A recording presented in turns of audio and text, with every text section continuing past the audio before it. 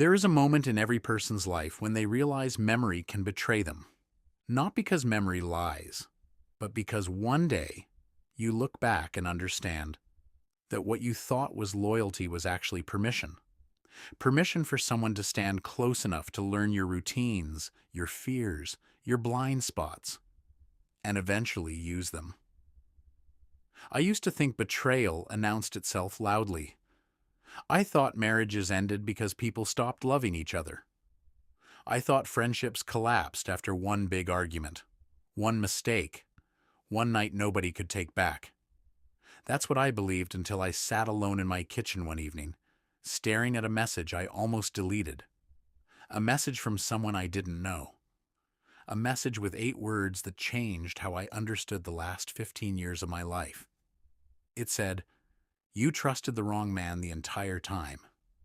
If you had met me back then, you would have described my life as ordinary in the best possible way. I wasn't rich. I wasn't famous.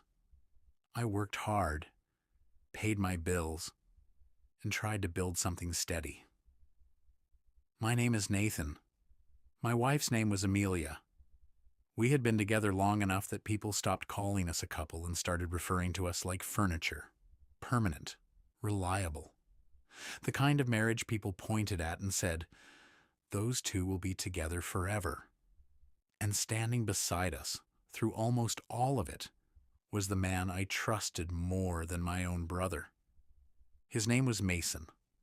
I met Mason in my 20s, at a time when life still felt open. We weren't related, but over the years people assumed we were.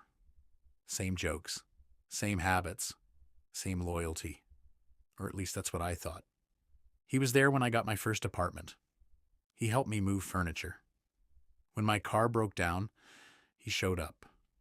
When my father passed away, Mason sat beside me at the funeral and didn't say much. Sometimes the people who say the least earn the most trust. We built years together. Holidays, birthdays, barbecues, weekends. Eventually, when I met Amelia, introducing her to Mason felt natural. There wasn't even a second thought. To me, it felt like bringing 2 parts of my life together. Mason and Amelia got along immediately. That seemed normal. Looking back now, I think one of the reasons nobody ever questions betrayal at the beginning is because healthy relationships and unhealthy ones can look identical from the outside. A friend remembering your wife's birthday seems thoughtful. A friend checking in after an argument seems supportive. A friend becoming part of family traditions feels earned. Nothing looked wrong because nothing arrived all at once. Years passed. Amelia and I married. Mason stood beside me on the day. If you freeze old photos, you'll see him smiling in every major chapter of our lives. There's a picture from our wedding reception where his hand is on my shoulder and Amelia is laughing at something off camera. I used to love that photo. For years, it sat framed in our living room. The first changes in my marriage were so ordinary that they barely registered. Amelia became quieter. Small disagreements lasted longer than they used to. Conversations ended before they resolved. We blamed work, stress, age, responsibility. You reach an age where everyone tells you relationships evolve and that discomfort is normal. So when distance entered our marriage, I accepted it. I tried harder. I worked less overtime. I suggested weekends away. I apologized more than I understood. And through all of it, Mason stayed close. He became the person I talked to when Amelia and I argued. That sentence means something very different to me now. Because every time I opened up to him, I thought I was asking for perspective. Years later, I realized I was giving someone a map. At first, his advice sounded reasonable. Give her space. Listen more. Don't push. You've changed. Maybe she feels unheard. Nothing extreme. Nothing dramatic. Just enough to make me question myself. Just enough that every problem in my marriage slowly became my responsibility. And strangely, Mason always seemed to know things before I told him. He would ask questions that landed too close. He would say things that sounded informed. I noticed it once and forgot about it, then noticed it again, then stopped noticing altogether. Because when trust is deep enough, your mind explains away things your instincts briefly recognize. I wish I could tell you there was one moment where everything became obvious. There wasn't. That's the part nobody prepares you for. Life doesn't usually collapse in one day. Sometimes it changes quietly while everyone still smiles in photographs. And years later, someone sends a message. And suddenly, you begin remembering everything differently. People imagine revelations arriving with certainty. They think truth feels clean when it finally appears. It doesn't. Truth usually arrives carrying confusion with it. That message stayed on my phone for almost 2 days before I opened it again. I remember telling myself there was no point reading anonymous messages. People send things for attention. People misunderstand situations. People project their own problems onto strangers. I had 100 explanations ready before I even looked at what had been sent. Deep down, I think I already knew something about that message felt different. Maybe because it didn't accuse anyone. Maybe because it wasn't dramatic.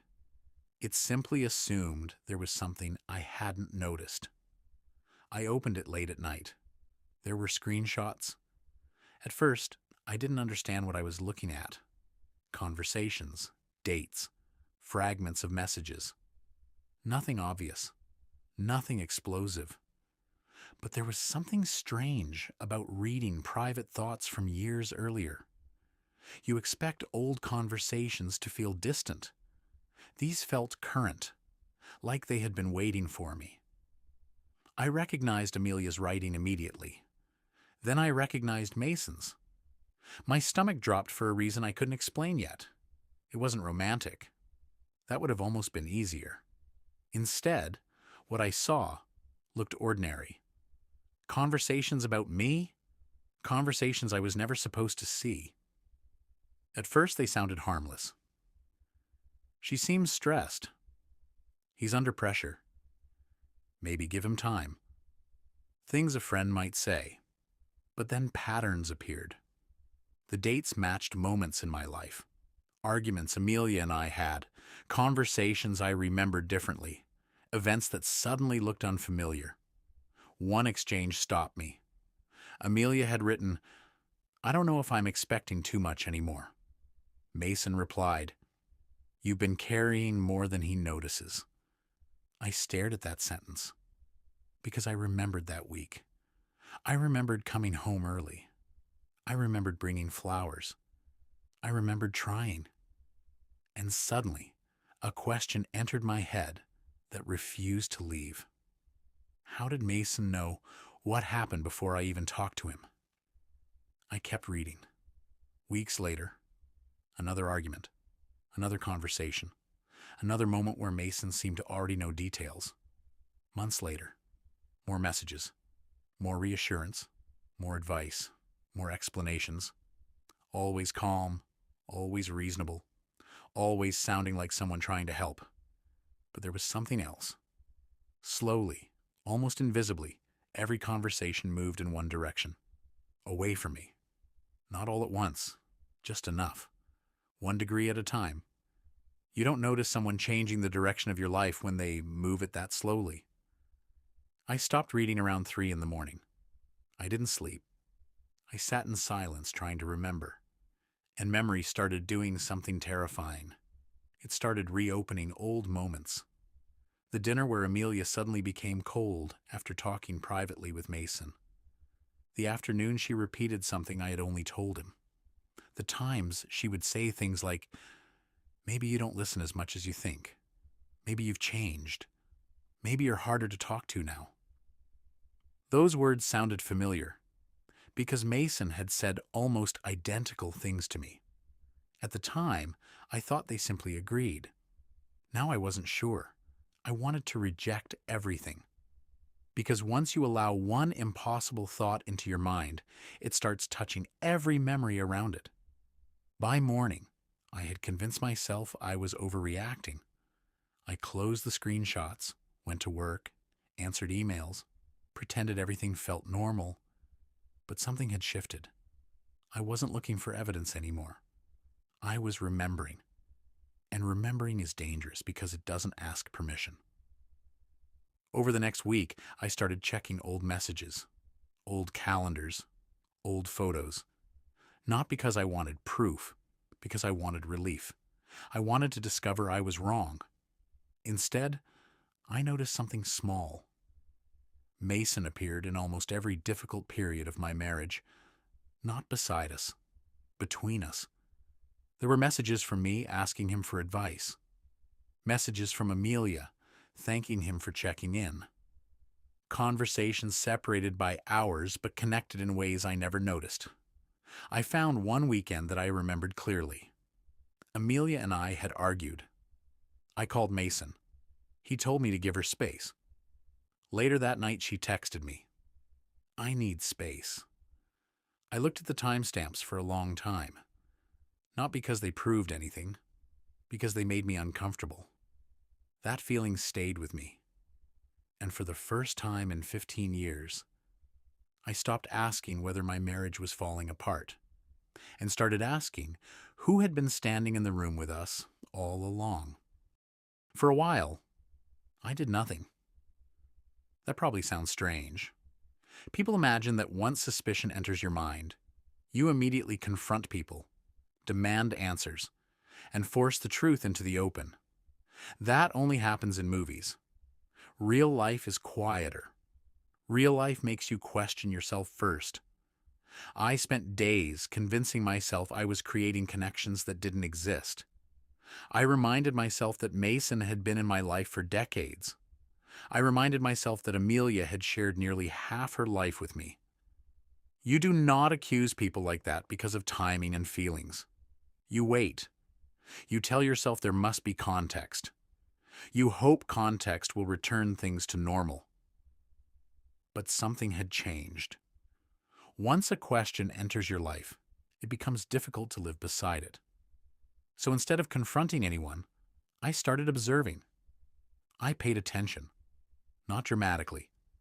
I simply stopped filling in gaps for people. And almost immediately, things began feeling unfamiliar. I noticed Mason checked in often. Too often. Messages that once looked thoughtful now seemed strangely timed.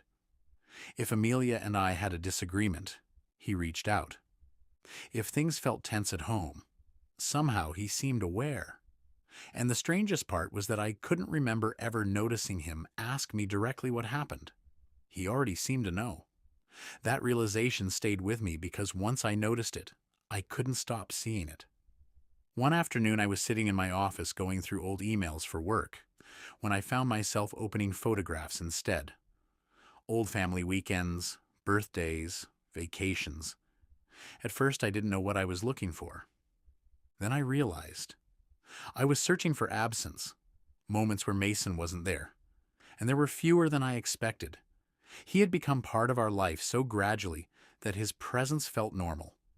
He was at dinners, weekend trips, holiday mornings, house projects, anniversaries. He wasn't visiting our life. He was living alongside it. That thought bothered me more than the screenshots, because nobody invited him that far in except me. A week later, Amelia and I had dinner together. Nothing unusual. Quiet conversation. Normal questions. But for the first time in years, I listened differently. Not to catch her, to understand her. There's a difference. And during that dinner, she said something small. She mentioned something I had talked about privately with Mason earlier in the week. Not serious, just frustration about work. I hadn't told her. She spoke naturally, like she assumed I knew where she heard it. I didn't react. I just nodded. But inside, something became very still. Because once could mean nothing. But once had happened many times already. That night, I couldn't sleep. I kept thinking about trust. Trust is strange because it doesn't usually break where the damage happens. It breaks backward. You start questioning old moments, then older ones. Eventually, you wonder whether your memories belong to you at all. I decided I needed one conversation. Not an accusation. Not yet. Just a conversation. I called Mason. We met the following afternoon. Same place we'd met dozens of times before. Coffee, normal routine, nothing unusual. That's what made it difficult. He smiled, asked about work, asked about Amelia, talked like always. And sitting across from him, I realized something uncomfortable. He looked exactly the same. No guilt, no hesitation, no visible change. Whatever had happened, if anything had happened, he had been carrying it comfortably. That frightened me more than anger would have. After a while, I asked casually, "Have you and Amelia talked much lately?" His answer came quickly. "Not really." Too quickly. Then he corrected himself. "Nothing unusual. Most people wouldn't notice. But when you've known someone for decades, you notice the corrections." I let it go. Then I asked something else. "Do you think we changed?" He looked at me, smiled, and said something I still remember exactly. He said, "I think people become who they always were eventually." He said it casually, like philosophy. But I remember sitting there thinking, that doesn't answer my question. We finished coffee. Nothing happened. No confession. No dramatic ending. But when I left, I realized something. For years, I had gone to Mason looking for certainty. That day was the first time I left feeling more uncertain than when I arrived. Later that evening, I got home, and Amelia was sitting quietly in the living room. She looked tired, not guilty, just tired. And suddenly, I realized something I hadn't allowed myself to think before. What if this wasn't about an affair? What if nobody crossed that line? What if something else had happened? What if over years, someone had become so involved in our marriage that neither of us noticed where our relationship ended and his influence began? That possibility felt harder to understand, because betrayal is easier to explain than dependence. And for the first time, I started wondering whether Amelia and I had both been standing in the same room. Without realizing, someone else had slowly become part of every conversation. For the next few days, I stayed quiet. Not because I was afraid of answers, because I wasn't sure what question I was asking anymore. At the beginning, I thought I was trying to understand whether Mason had crossed a line with Amelia. That felt simple, painful, but simple. People understand betrayal when there is a clear moment attached to it. A message, a secret relationship, a confession. Something you can point to and say that's where everything changed. But the more I look back, the less I believe that was the story. Instead, I started noticing something else. It felt like pieces of my marriage had slowly been outsourced. Not intentionally, not maliciously, just gradually. When Amelia was frustrated, she talked to Mason. When I was confused, I talked to Mason. When we disagreed, Mason became the translator. When one of us felt misunderstood, somehow Mason became the person who understood. I don't know when that happened. I don't know who allowed it first. Maybe both of us did. Maybe that's why it took so long to notice. Because nothing enters your life looking dangerous. It usually arrives looking helpful. One evening I asked Amelia a question I hadn't asked in years. I asked her if she was happy. Not whether she loved me. Not whether she wanted to leave. Just happy. She looked surprised, like she expected a different conversation. Then she asked me something back. She asked, "Why are you asking now?" That answer stayed with me because it sounded less like confusion and more like timing, like she had expected that question earlier.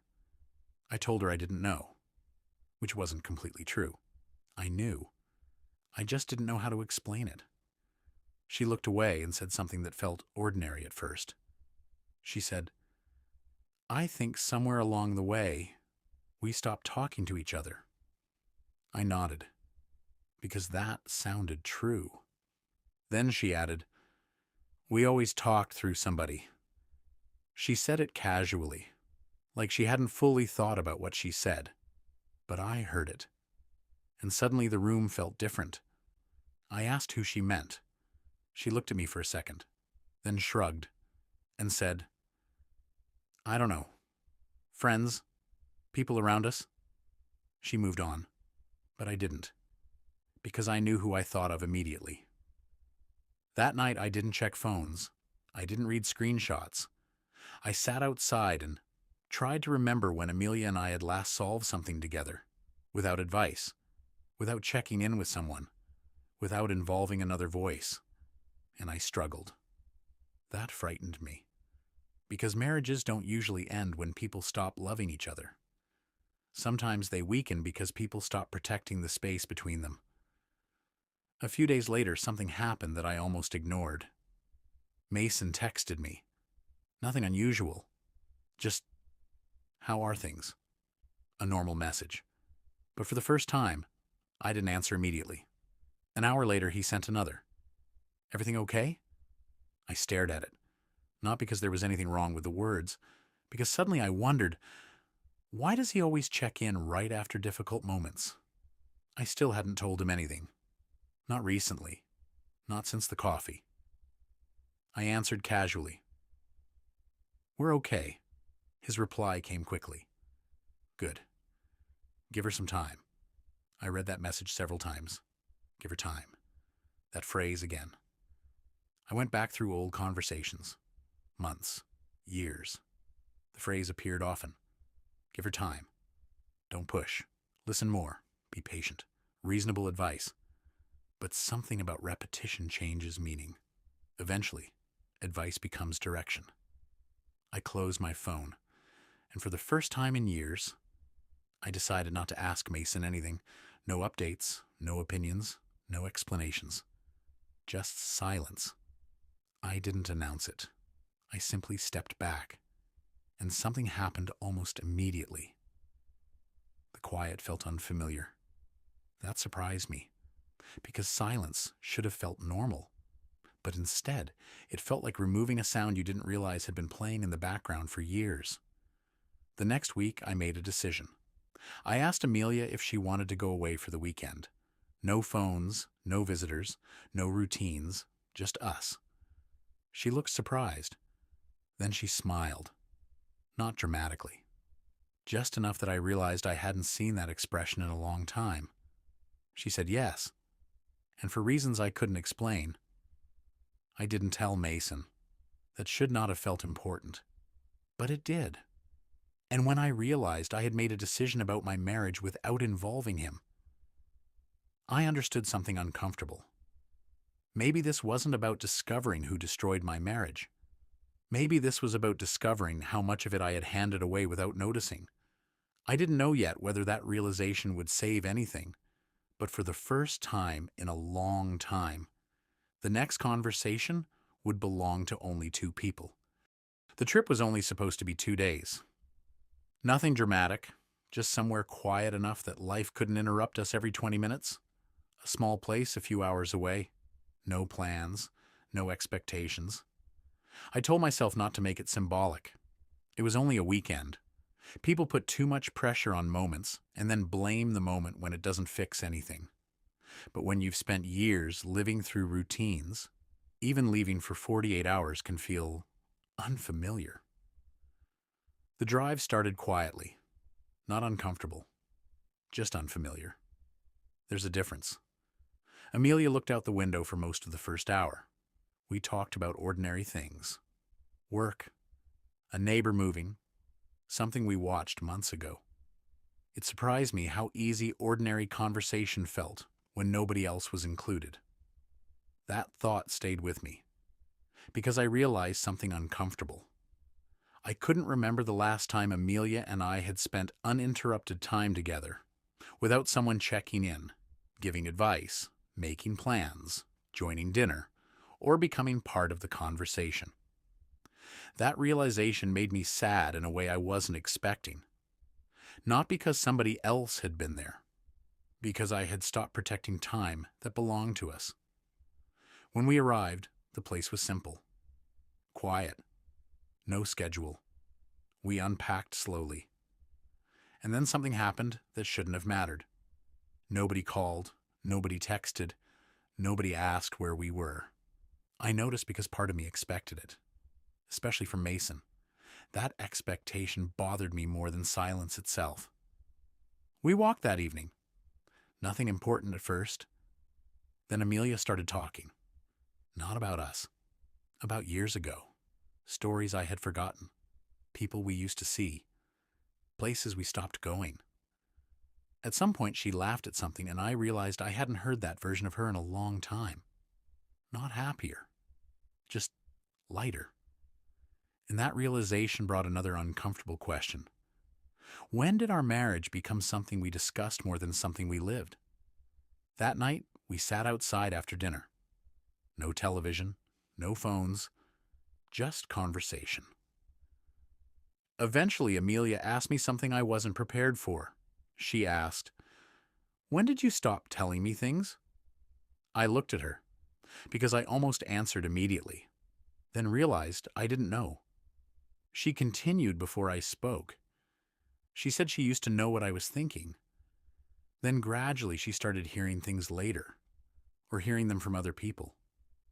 She said she began feeling like she had to ask someone else how I was doing, because I stopped explaining things myself. I knew exactly who she meant, but neither of us said his name. And for the first time, I understood something I had been missing. This wasn't one person manipulating two people. It was two people slowly stepping away from each other and leaving enough space for someone else to enter. That realization didn't remove responsibility. It complicated it. Because blaming one person would have been easier. We talked for hours, not arguing, remembering. At one point, Amelia said something that stayed with me.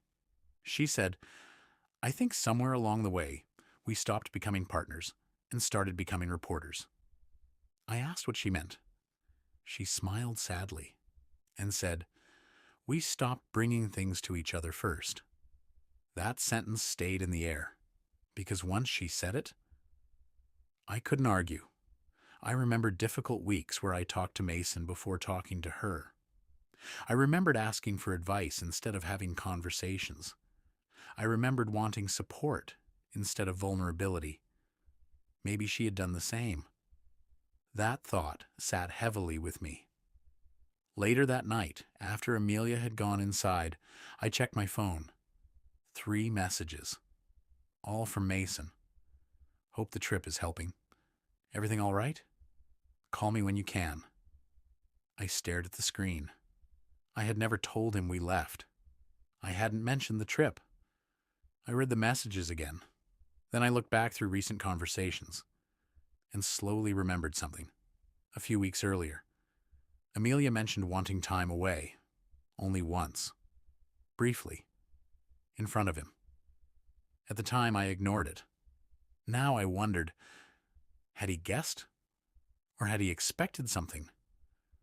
For the first time, instead of answering immediately, I put my phone away.